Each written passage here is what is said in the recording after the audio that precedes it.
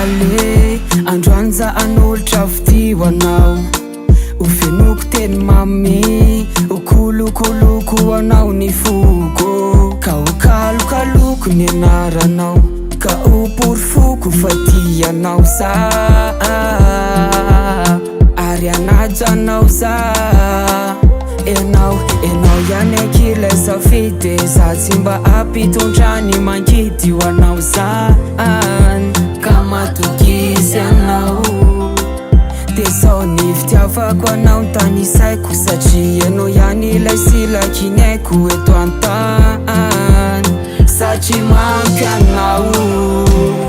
fa tena mamy ny fitiavako anao tsy kisesilany tsy misy tomany afalino tsy zany fa tena mamy ny fitiavako anao tsy kisesilany tsy misy tomany afalino tsy zany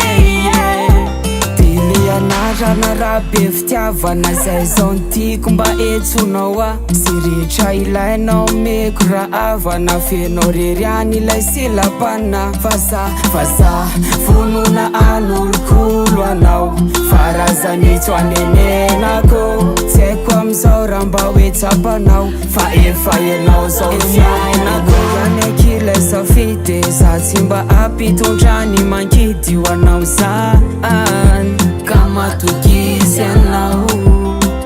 de zao ny fitiavako anao tany isaiko satria anao ihany ilay silakiny aiko eto an-tany satria mampy anao fa tena mamy ny fitiavako anao tsy kisesilany tsy misy tomany afalino tsy zany fa tena mamy ny fitiavako anao tsy kisesilany tsy misy tomany afalino tsy zany fa tena mamy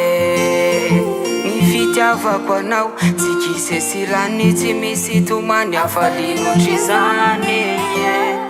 fa tena mamy ny fitiavako anao tsy kisesilany tsy misy tomany afalino tsy zany fa tena mamy